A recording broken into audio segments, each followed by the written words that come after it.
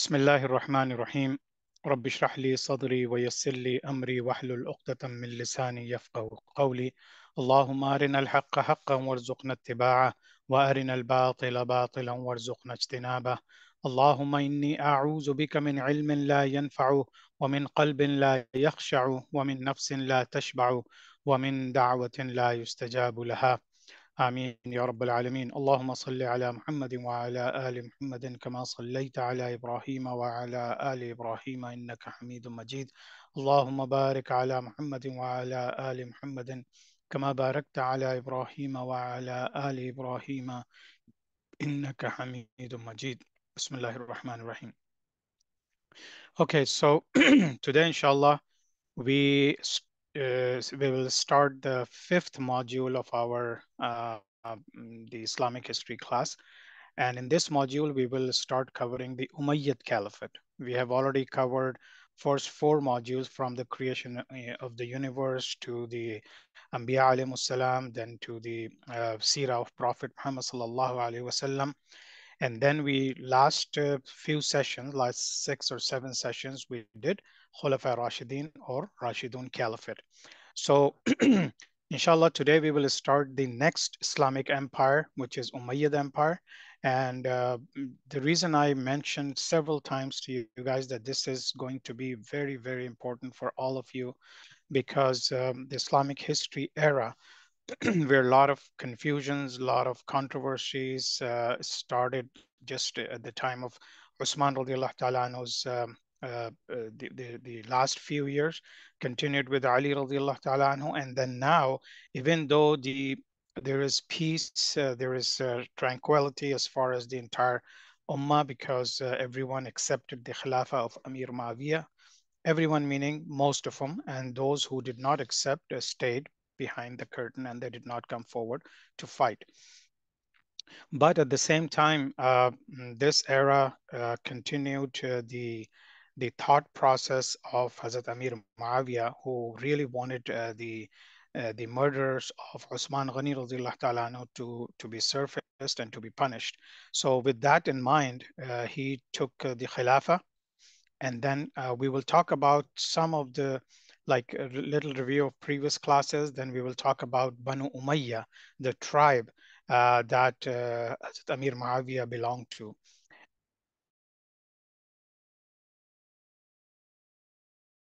People who claim to be Ahl Bayt, meaning that they will continue the empire after Umayyad Caliphate, and we will see that how all these things would go forward. Then we will review a little bit of family of Prophet Muhammad sallallahu alaihi wasallam, the Umayyad Caliphate, the rulers of Umayyad Caliphate, and then the life of Amir Muawiyah radiallahu ta'ala anhu. And then we will discuss a little bit of families of Sufyani's, Abu Sufyan's family, and Marwan bin Hakam's family. Now, it is very important that before we even start the discussion, you all understand the situation there and the details of each families, each sub-tribes. So the caliphate started after the martyrdom of Hazrat Ali radiallahu ta'ala anhu, then Hazrat Amir Muawiyah radiallahu ta'ala anhu took over, and the Umayyad Caliphate started. It started in 661 AD and lasted till 750 AD for almost 89 years, almost 90 years. Now, so in order to go forward, this is what you have to keep in mind. I have color coded them so you will know that there are different families. So if you remember, Prophet Muhammad sallallahu alaihi wasallam belonged to Banu Hashim. This is mentioned in green. And then the Hashim's father was Abdul Manaf, then Qusay, and then Quraysh. This is the Quraysh tribe, the entire Quraysh tribe that you're seeing on this screen.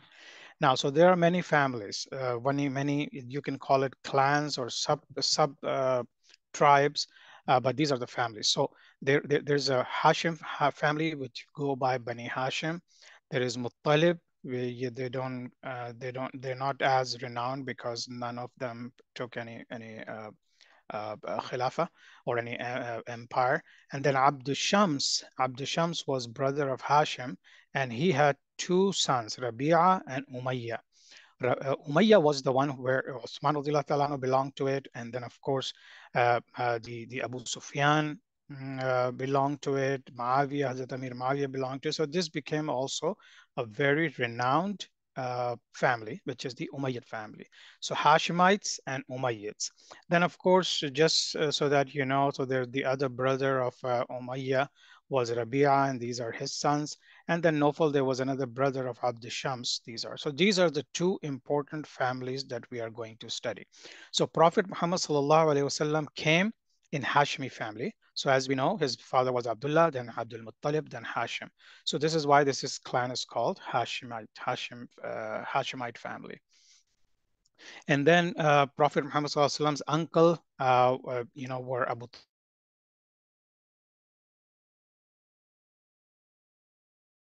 there is Abbasid Empire that will come after Umayyad Empire. So we will study this part in detail later. But here, as you can see, that Abu Talib had several sons. One of them was Ali radiallahu ta'ala anhu. So Ali radiallahu ta'ala anhu was married to Fatima, daughter of Prophet Muhammad sallallahu alaihi wasallam, and so the rest of the family continues. So now what we are trying to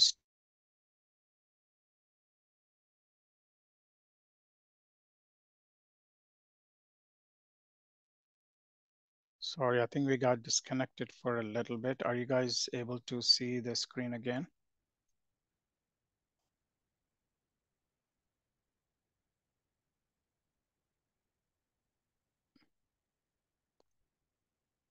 Just a second. Are you all still able to see the screen? I think we got disconnected for a moment. Oh, yes, sir. It's visible now. Okay, good. Okay, inshallah. Sorry about that. I think it has to do something with the internet. Okay, so I think Zishan, can you tell me if when I talked about Umayyad family and Hashemite family, was it already covered, or should I repeat that? Oh, I think it was covered, sir. Okay. So like I was, let me see if it's still being recorded. Yes. So, so these were the two families that belong to Quraysh tribe. And today what we are going to talk about the Umayyad Empire. So let's concentrate on this part.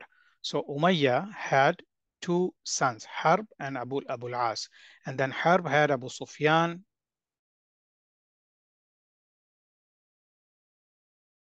and we see Yazid. This is the same Yazid that we saw in Karbala, that how during Karbala, what happened and what kind of issues happened during Karbala. We will also discuss that, inshallah. And then we will see that all these people, basically, they became rulers of Umayyad Empire, and we will discuss one by one. So today we will discuss that how Umayyad Caliphate started. So just to go through some of the names. So Muawiyah ibn Abu Sufyan. Abu Sufyan is the same person who accepted Islam right before conquest of Mecca. So remember Abu Sufyan. And then his son name was Muawiyah, who was at the time of Ali radiallahu ta'ala anhu, and at the time of Usman radiallahu ta'ala anhu, he was the governor of Syria. Okay. So then his son Yazid ibn Muawiyah, he came in 680 and ruled till 683, just for 3 years. So Muawiyah radiallahu ta'ala ruled for almost 19 years, Yazid for 3.5 years, Muawiyah bin Yazid for 7 months. Then, even though it's the same Muawiyah clan, but it moved to the Hakam family because he was the other brother. So then Marwan bin Hakam became ruler. He ruled for 10 months only.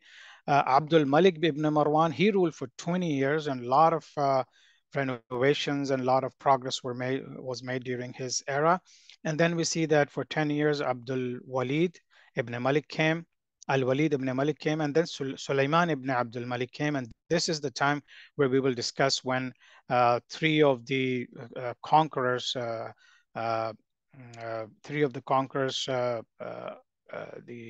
Muhammad bin Qasim and um, um, the names of, inshallah, we will discuss it, but Muhammad bin Qasim, who conquered the Indus Valley civilizations area, the Sindh in Pakistan, the Tariq bin Ziyad, who conquered Spain, and then another person who conquered the Qutayba bin Muslim, I believe. And then he is the one who conquered the Central Asia part of it, and he ruled for 2.5 years. So then we see that after that we have Umar bin Abdul Aziz, who is considered to be the fifth caliph because of only 2.5 years of very just and best government within the Umayyad family. So it is considered that after Ali Razillah Ta'ala passed away, he is basically considered to be the fifth caliph. Then Yazid ibn Abdul Malik, Hisham bin Abdul Malik, Al Walid 2 ibn Yazid, Yazid 3 ibn Al Walid, Ibrahim ibn Al Walid, Marwan ibn Muhammad. As you can see, their names were repeated. So that's why sometimes there is a confusion. But so, for example, there were many Walids and many Yazids and many Marwan in the family, but we will study one of them one by one. Now, this chart is also very important. So what I've done is I've just taken the Umayyad family and then I marked them with who was the first ruler of Umayyad Caliphate, who was the second, third, and so on. So as you can see, Abu Sufyan's three people in Abu Sufyan's family came: Muawiyah, Yazid, and Muawiyah too. And then it moved to Muawiyah's cousin, Muawiyah's brother, who was Marwan, and then the empire transferred to his family. So Marwan won, and then Abdul Malik and the rest of them, 4, 5, 6. As you can see, they're all marked. So there were all together there were 14 rulers of Umayyad family. Now, the Umayyad dynasty centralized Islamic authority and made Damascus, Syria, its capital. Syria was governed by Ameer Muawiya for many, many years. He already had pretty good control of it. Then, of course, it was considered to be the capital. And the swift and rapid expansion of Islamic empire during this era. So because there was so many fitna, so many issues, so many fights during the time of Ali Razillah Ta'ala and right after that. So now it seems like everyone has given in and Amir Muawiyah was able to rule the entire area, Syria and the rest of the Muslim empire with ease. So whenever there is no tensions, there is no fitnas, so the ruler is able to expand its territories and also start propagating Islam in a better way. So, and this is the time when Spain and the East India, towards the east till India was conquered by Muslims. So this helped in growing the Islam. They also allowed Arabic language to grow in these areas because these were still Arabs and they wanted the Arabic language, the language of Quran, to be propagated. So the Umayyad dynasty was divided between two families, as I showed you the chart earlier. Sufyanids, the family of Sufyan radiallahu ta'ala anhu, and Marwanids, which is the descendants of Marwan bin Hakam, number one. So this is another chart just for your reference. I have included that so it's easy for you to understand the family. And then of course, yet another chart. So this, if you look at it, the expansion during the Umayyad time is all this yellow color. So you can see the entire Spain was conquered, the entire North Africa, the Central Asia towards India and Pakistan, where we see the Afghanistan and all those, the entire Central Asia. Part of the Central Asia was already conquered during the time of the three caliphs. And then, of course, this is Arabian Peninsula, which was conquered by within the time of Prophet Muhammad sallallahu alaihi wasallam. So as you can see, the empire expanded big time, especially during the time of Umayyad Empire. Okay, this is a map. As you all know that I share a lot of maps with you. Of course, I find these maps on Google or on the internet or different websites so that you can understand. So as you can see, this is Arabian Peninsula. Let me mark it. This is Arabian Peninsula, Egypt, and then of course, this is entire North Africa. And then it's connected with this is the Mediterranean Sea. There is a passage in between, but then this is entire Spain. So Muslims conquered during the time of Umayyad Empire. Egypt was already partially conquered, but then they continued and they've reached till uh, Spain. On the east side, the entire Persian Empire was already conquered. Part of the Roman Empire. And if you see the map, when Prophet ﷺ was preaching in the Arabian Peninsula at this time, the the Roman Empire were ruling on all this Syria, Jerusalem, the Palestine, Egypt, Libya, all these places. These were all Roman empires, meaning Christians were ruling. And of course, this is Europe, so Turkey and everything was ruled by Roman Empire. And on the east, the Iran and the Central Asia and all these places were ruled by Persian Empire. And at that time, during the time of Prophet Muhammad sallallahu alaihi wasallam, the Persian Empire and the Roman Empire were in conflict. So when the Islam came and then it started growing, so these two powers felt that this new power could become a bigger power. So they they joined with each other, and they attacked Islam or the Islamic territories, but with the iron hand of Umar radiallahu ta'ala anhu, and then Uthman radiallahu ta'ala anhu. So they expanded, and then during the time of Umar radiallahu ta'ala anhu, pretty much the entire Persian Empire was conquered and part of the Roman Empire. And then we see later on this entire green area that you're seeing is the Umayyad Caliphate. Okay. So let's talk about Caliphate of Amir Muawiya radiallahu ta'ala anhu. He ruled from he was born in 602 and died in 680. He ruled from 661 to 680, which is 20 years, almost 19 to 20 years. I've already shown you this map. So he was first Caliph of Banu Umayyah and founder of Umayyad Caliphate. He was son of Abu Sufyan. He was Katib Wahi, the writer of Wahi. So he's of course a dear companion or the Sahabi of Prophet Muhammad sallallahu alaihi wasallam.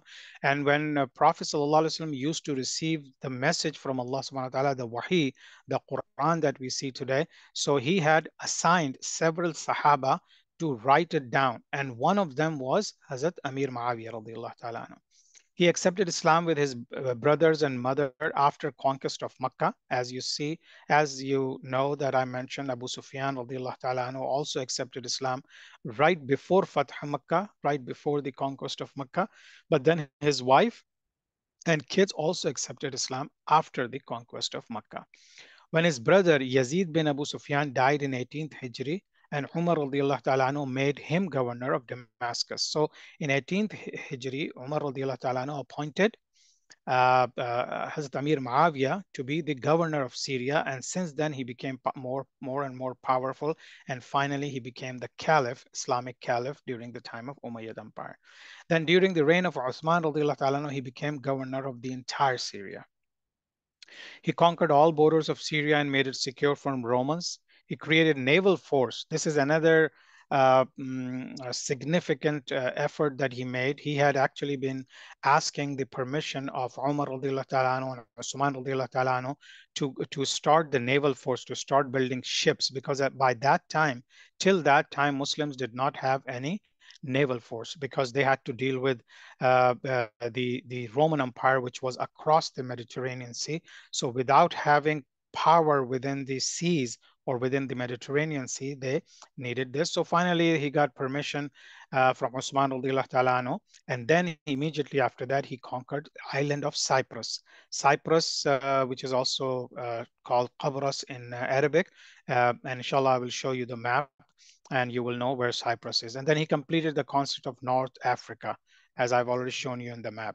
He rose up to get the revenge from the murderers of Uthman. So he came and he wanted to take charge and provide justice for Uthman radiallahu ta'ala anhu's murderers. He became Khalifa of Muslims in 661, 6 months after Ali radiallahu ta'ala anhu's death.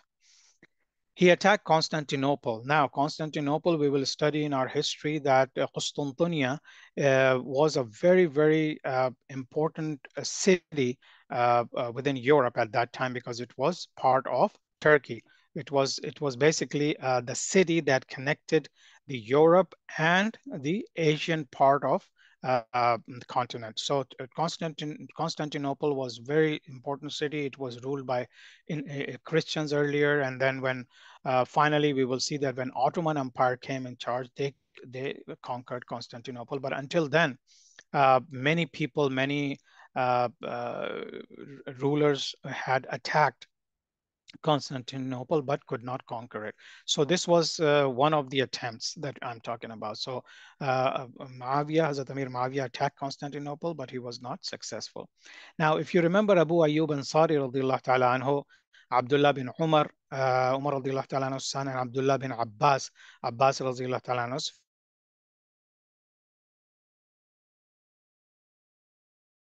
just to refresh your memory, this is the Sahabi in whose house Prophet Muhammad stayed when he migrated from Makkah to Medina. This was the time that this Sahabi became very renowned because he became the host. Then Abu Ayyub Ansari got martyred during this battle, and he made a wish to be buried inside the borders of Constantinople, as deep into the city as possible. And his wishes came true, because even though they had not conquered, but the Muslims were able to bury him inside the Constantinople area. He created a huge and brave army during this reign. Now, he constructed many new forts and renovated existing forts. You know, though at that time, because of the conventional warfare, these forts served as a very important areas or very important buildings for the armies to fight. Because if there are too many attacks on the fort, then they could confine themselves inside, lock the doors, and then the enemies siege the fort, and sometimes they're successful, sometimes they're not. So forts served as a very important piece of building during these times. He created ship manufacturing industry when he got the permission from Osman radiallahu ta'ala anhu. So he basically created a ship industry where many of these ships, warships, and even for the traveling, though, this is the time where the first time in Islamic history these ships were being manufactured. He created the mail system. There was no systematic mail system at that time. And then, of course, this was the first time. So many of the messaging that was done previously was in a different way, but now there is a full department for that. He created a system where copies of official documents were made and stored. Again, because of the writing on the papers, or because the paper industry had not come into play by that time. So, but he started having a lot of these things documented, and then it was stored in an area. So later on, these documents could be retrieved, because previously it was just done by people saying or people's words. Many canals were introduced for irrigation system because of the growth of the economy. He had to have the agriculture going. So for the irrigation system of those agricultural lands, he made many canals. He developed many cities and constructed housing schemes and community centers. He kept wealth of non-Muslims secure like time of Rashidun Caliphate. This is another reason why he was successful in his era, is because he did not just loot the properties or the wealth of non-Muslims, but he let them continue with their businesses. He let them keep their wealth as long as they were paying jizya, which is the tax. He appointed non-Muslims to official posts according to their skills. So, for example, if there was a carpenter and he was very skilled, then of course he was hired by this government to do carpentry work, just the way in the time of Khulafa Rashidin were doing. So this was another success that he achieved through this. He created better cover for Kaaba. Kaaba did not have a nice cover around it, so he created it. And then he also assigned, first time he assigned the caretakers of just Kaaba as a building. So previously, of course, all these Quraysh and all these families were taking care of Kaaba, but he created kind of a department just to take care of the buildings of Kaaba. He had the first book on Islamic history. Now, today we are reading Islamic history. Today we are attending classes of Islamic history. But so he also gets the reward, or the being the first person who started compiling the Islamic history books, so that it can be not only documented but also saved for future generation. He was very generous with Ummahatul Mu'mineen, so Prophet Sallallahu Alaihi Wasallam's wives who were alive at that time. He was very generous. He respected them and he took care of them. He also supported many Sahaba's families, many Sahaba who died in different wars who got martyred in different battles, and so he also supported their families. Now, so now we will start. So after the 19 years of Amir Muawiya's reign, I've already talked about a lot of good stuff. So there was no battles, no wars during his time, and Muslims were able to gain territories around the Arabian Peninsula, and were very, very successful. Now the time comes, which is the most controversial time, I would believe, is in Islamic history. Is Hazrat Ali radiallahu ta'ala anhu time was very controversial. And then even today, people take different sides and they talk about differently. Now, in the time of Yazid, who was the son of Muawiyah radiallahu ta'ala anhu, it was not as controversial, but it was very painful.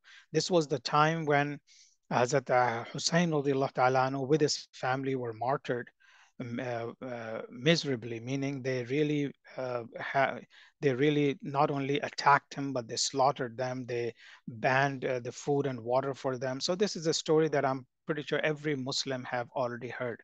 So we will go into a little bit of detail, not a whole lot. This actually what happened that day. So when Amir Muawiyah radiallahu ta'ala was going away, or he became sick, but during his caliphate, so again, this is the map. So let's talk about Yazid bin Muawiyah first, and then we'll talk about the connection of Hazrat Amir Muawiyah and how Yazid became the caliph. So he was born in Syria, the Yazid bin Muawiyah, born in Syria in 646 AD. His appointment as a caliph was controversial and was beginning of his succession issues in Islamic history. He had a very controversial era. He stopped his father's ambitious raids to Byzantine Empire. So because at that time, because Byzantine meaning Roman Empire, so because Roman Empire still existed, and if you had not been sending expeditions to there, then they would come further within Muslim territories and would have captured it. So it was needed, but he stopped them. Allahu alam, for whatever reason, and concentrated on strengthening Syrian's army and its defenses. So his thought was that he needed to strengthen his government, his khilafah, before even going out to the borders. And this was a very bad decision because, as we will see, that the Muslim empire ran into a lot of issues. There were no new territories conquered during this time. This is almost like 3.5 years of time when he governed. He was responsible for sending forces to Karbala. If you remember, Karbala is one of the most sad event of Islamic history. And so he was responsible for that. He also ordered the attack on Medina that resulted in horrible incident of Harra. Harra is a small place near Medina where he sent his forces. They attacked Medina. They destroyed everything. They raped women. They killed as many people as possible. They wanted people to accept the Khilafah of Yazid, and anyone who did not accept, they killed him. So this was also one of the saddest moments in Islamic history. He ordered his army to deal with Abdullah bin Zubayr. Remember, Abdullah bin Zubayr was the one who never accepted Hazrat Amir Muawiyah's Khilafat. So he was attacked, and then from Medina, he moved back to Mecca, and in the Mecca, he was killed and he was martyred in the Mecca. And even Yazid's forces threw stones on Kaaba and damaged it. So these are the times that like I said, it's a very sad times, and we do not understand the entire motive of Yazid because he claimed to be a Muslim. He claimed to be strengthening the Islamic army, Muslim army, but whatever happened, he is responsible for all these events. Even though he never came to Medina or Makkah during that time, he stayed in Syria, but he had his governors in Kufa and Basra, in all these areas. He had governors who dealt with these situations and who were, of course, directly responsible, but he was the one who was giving them orders. Allahu alam. He would have done more, but he died and his army was called back. So when he martyred Abdullah bin Zubair, they were going even further. Allah knows that what he would have done after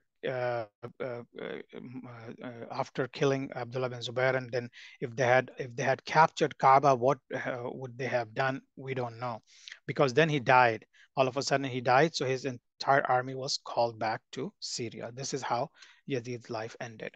Now, because this era is very important, so let me just go back a little bit and connect it, because the title of our class is Connecting the Dots. So let me just connect these events. So let's go back in the past a little bit. Prophet Sallallahu Alaihi Wasallam died in 632 AD. The first caliph, he ruled, Abu Bakr Siddiq radiallahu ta'ala anhu, he ruled for 2 years, 632 to 634. Umar bin al-Khattab ruled from 634 to 644, 10 years. Third caliph, Uthman bin Affan radiallahu ta'ala anhu, ruled from 644 to 656 for 12 years. And then the fourth caliph, Ali ibn Abi Talib radiallahu ta'ala anhu, 656 to 661, 4.5 years. Then some people say that the fifth caliph was Hassan ibn Ali radiallahu ta'ala anhu, who only ruled for 6 months. And when there was a huge war about to happen between him and Amir Muawiya, he accepted Khilafah Amir Muawiya to continue the peace. And then, of course, when Amir Muawiya became caliph, then we have already studied a little bit about it. Amir Muawiya became caliph. Amir Muawiya radiallahu ta'ala became caliph of Syria, Iraq, Egypt, and some other areas, but not in Hijaz. So Makkah and Medina was still beyond his jurisdiction. Hussein ibn Ali never accepted his bayt or his khilafah, and so did many senior Sahaba. And they stayed in Makkah and Medina. So they did not accept the Khilafah Amir Muawiyah, and they stayed in Makkah and Medina because Makkah and Medina was still not under the direct jurisdiction of, even though he was a Khalifa, but it was not directly under him, because many Sahaba were living in Makkah and Medina and they did not accept the Khilafah of Amir Muawiyah. So that's why all these terrible things happen during these areas. Hassan bin Ali died in 670 AD. He passed away after 10 years of Muawiyah radiallahu ta'ala's caliphate. So remember, Muawiyah radiallahu ta'ala ruled for almost 20 years. After 10 years, in around 671 AD, Muawiyah radiallahu ta'ala appointed his son Yazid as his Wali Ahad. Wali Ahad means crown prince. So the crown prince title was given because it means that whenever Amir Muawiyah died, then Yazid would become the caliph. Now this era, this history is very controversial. Many Sahaba says that Hazrat Amir Muawiyah was looking for a better alternative, and he wanted to make sure that the peace that he had created in that area, the conquests that were going on, and he wanted that to be continued. But some of the Sahaba, including Hazrat Amr bin al-As, again, Allahu Alam, these are the narrations, these are the reports that we get, that they wanted to, convinced Hazrat Amir Muawiyah that if you do not continue the Khilafah within your family or within the same powerful family, then we might have another fitna, just like during the time of Ali radiallahu ta'ala. But anyway, so he did appoint the crown prince, and then Hussein bin Ali and four most senior Sahaba did not accept it. So, of course, when he appointed, these people had not even accepted Amir Muawiyah's caliphate, but they were kind of in the background because they did not want to create fitna. But when Muawiyah radiallahu ta'ala appointed Yazid as his successor, as the crown prince, then they bluntly opposed him. So Muawiyah radiallahu ta'ala died in 680 AD. His son and crown prince Yazid became Khalifa. Abdullah bin Umar radiallahu ta'ala anhu, Abdullah bin Abbas radiallahu ta'ala anhu accepted Yazid's caliphate for peace and harmony of Muslims. Remember these four, they were four Sahabi and Hussein radiallahu ta'ala anhu, they were adamant against these. But when Yazid became Khalifa, and two people kind of accepted Yazid's caliphate because of the peace, because they thought that there will be more fitna, more Sahaba killed on both sides. So Abdullah bin Umar and Abdullah bin Abbas accepted Yazid's caliphate. Abdullah bin Zubair and Hussein bin Ali, Hussein radiallahu ta'ala anhu, and Abdullah bin Zubair radiallahu ta'ala anhu, did not accept Yazid as Khalifa. Now, please keep all this in mind because this connects us to the next part. So Hussein bin Ali started receiving letters from Kufa. Now, if you remember when we were talking about Ali Raziallahu Ta'ala's era, he had moved the capital, the Islamic capital or the Muslim capital, from Medina to Kufa. And then he, of course, ruled from there. And finally, when he was martyred, he was in Kufa. So Kufa was already a very strong city where most of the supporters of Ali Razillah Ta'ala were in Kufa. So when Ali Razillah Ta'ala passed away, and then when Amir Muawiya came in, so these people who had supported Ali radiallahu ta'ala anhu, they started sending letters to Hussein radiallahu ta'ala anhu that you are the successor, you should come and take the Khilafah. So please come to Kufa and we will support you. We will help you and we will join you in fight against Yazid, against the son of Amir Muawiya radiallahu ta'ala anhu. So this was the reason Hussein radiallahu ta'ala anhu started to preparation to go and fight with Yazid's army. Now Hussein bin Ali radiallahu ta'ala sent Muslim bin Aqil, he was another Sahabi, he sent him to verify that Kufis are saying the right thing or not, because Kufa had also become the kind of place where the fitna had started, because if you remember the time of Ali radiallahu ta'ala anhu, Aisha Siddiqa radiallahu ta'ala anha. So he was little bit in doubt. So he sent Muslim bin Aqil radiallahu ta'ala to verify that. So on behalf of Hussein radiallahu ta'ala, Muslim bin Aqil was able to get 10,000 to 12,000 people doing bat on his hand on behalf of Hussein radiallahu ta'ala. So this was a good sign. So Muslim bin Aqil sent a message to Hussein radiallahu ta'ala that everything is looking good and I think you should come and we should be able to regain the power and we can fight against Yazid. So he started his journey towards Kufa with his family members and sons of Muslim bin Aqil. Now, Muslim bin Aqil, because he was already there, so his sons joined him, and then just his family. Many other great Sahaba stopped Hussein bin Ali. They said that Kufis have already proved themselves to be wrong, so they may be just playing with you. They might not support you. You will be in trouble. But Hussein ta'ala wanted to make a point that we are not cowards. We need to go and fight. We need to go and actually understand the situation and convey the message to Yazid that he was not the rightful successor of Khilafah. So, so he started moving, he started a journey. During his journey, he found out that Muslim bin Aqil was killed by Kufis. Now, this was the doubt that Ali Ta'ala had in mind, and this is exactly what happened. So he had around 70 people in his caravan. So when he was on his way, he heard the news that the messenger that was sent by him, Muslim bin Aqil, was killed and thrown out of the huge fort, and then he died. So now Hussein ta'ala wanted to go back because now he knows that Kufis have betrayed him, and he did not want to go and get into that situation. But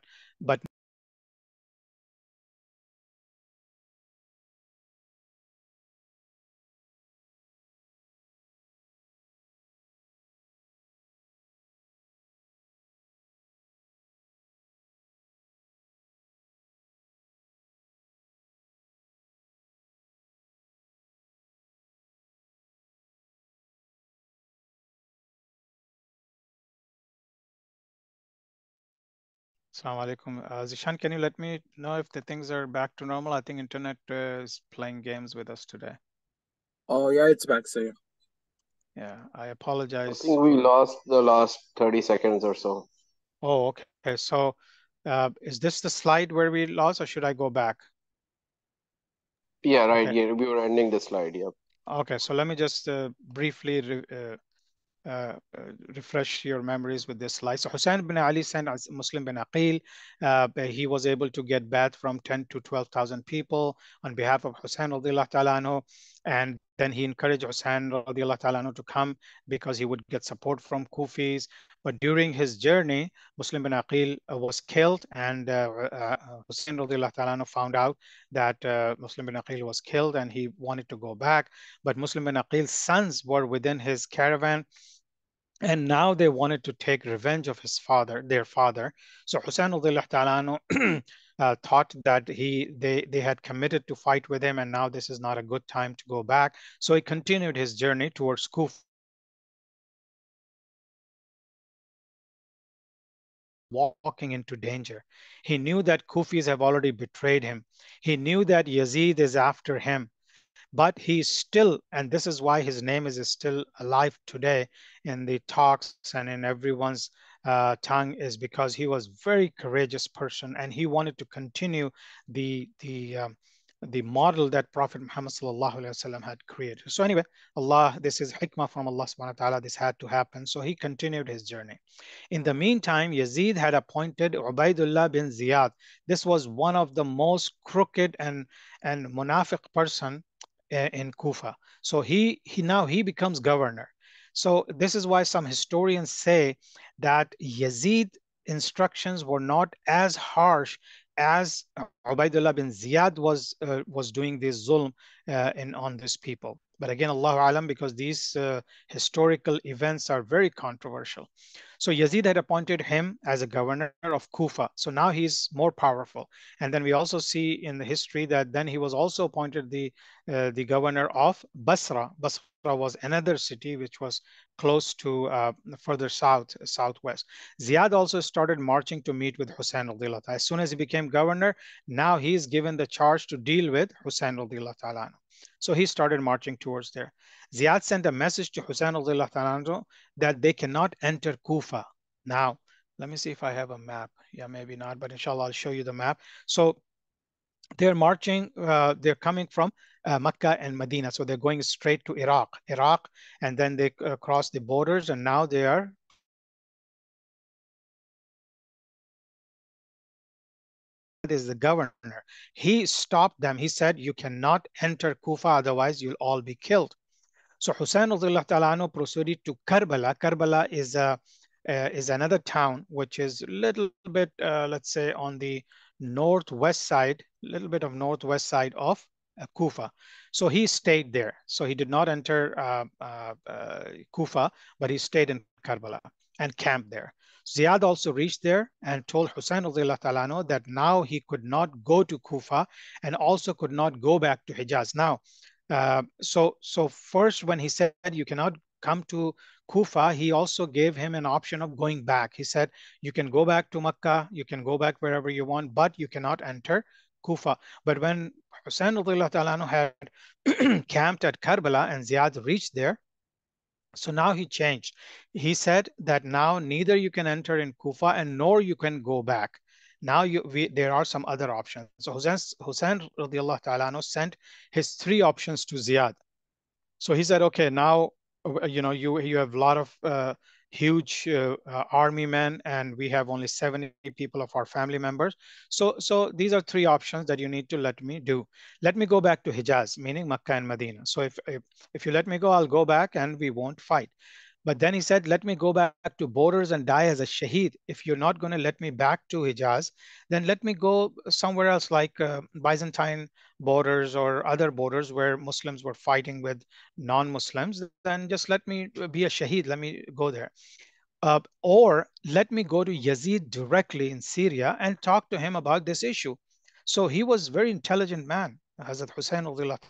He was very capable of a lot of things, and he was smart and intellectual. So he said, okay, let me talk to Yazid. I will resolve these issues. And once I resolve these issues, then there might not be any war, because Yazid's issue was that he wanted Hazrat Hussein to accept his bai'at, accept his khilafah.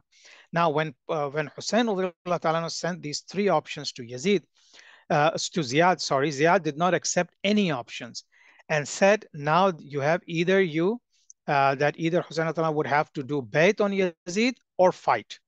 So now this is the thing. So either you fight with us or you accept Khilafah of Yazid. Now, this happened, of course, there was no way that Hussein would have accepted any of these conditions. So around 3 years passed by and Yazid kept making his government stronger. So this is Yazid's era that kept happening. So now Hussein radiallahu ta'ala decided to fight and died as a shaheed on October 10th, 680 AD. We all know the details of Karbala. We all know that how they were all slaughtered. First, the water was banned for them. The food was, of course, banned. Children were crying. Children were, deprived of even the basic necessity like food and water. And this was a terrible, terrible time for Hussein ta'ala, but still then he did not accept Ziyad's conditions of accepting the Khilafah of Yazid. So he decided to fight and they all perished. And only some of them got saved, and then they were sent to Yazid. And then we will. Then one of the saddest moments of Muslim history happened, of course, the Karbala battle. Most people in Medina, Muhajirin and Ansar and Makkah had still not accepted Khilafat of Yazid by that time. So even this incident happened, they were all perished. But the Muhajirin and Ansar, who were the true supporters of Prophet Muhammad sallallahu alaihi wasallam, and the Kubar Sahaba, very great Sahaba, they did not accept Yazid as the Khalifa. So Yazid sent his forces on 26th August 683. Now, Karbala had already happened. Everything happened, and Muslims will never forget that event. But on top of that, then he said, okay, now let's go to Makkah and Medina directly and make sure that they accept my Khilafah. So he sent his forces to make them accept Islam by force. Until now, he was kind of forcing them, but not in this kind of sense where he sent his army, and anyone who did not accept Khilafah, they were killed. And then they raided Medina. There was a small place called Harra. They stayed there. They attacked Medina. They destroyed Madinat al-Munawwara. This is Madinat al-Nabi, and they destroyed everything. There is a saying that there were blood in every alley of Medina city.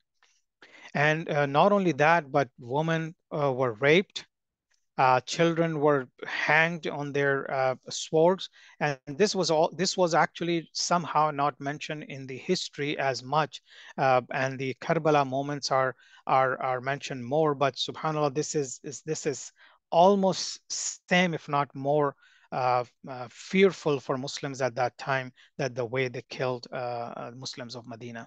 Then they continued to uh, Mecca. Now, when they came and stayed in Harra, they had asked Medina Sahaba and Medina people to come and fight or accept Yazid's Khilafah, but none of them accepted Khilafah, and they all fought.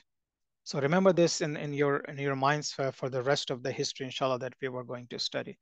Yazid's army was strong and defeated their opponents very easily. Then Yazid gave his army open permission to loot Medina and do whatever they wanted to do for 3 days. So for 3 days continuously, this happened. Reports suggest that this was one of the most terrifying and disastrous moments of Islamic history. Muslim men, women, and children were killed. Muslim women were raped. Houses were burned and destroyed. Abdullah bin Zubair left for Mecca. So he was in Medina, he left for Mecca and took refuge in Haram, in the Baitul Haram, the house of Allah subhanahu wa ta'ala.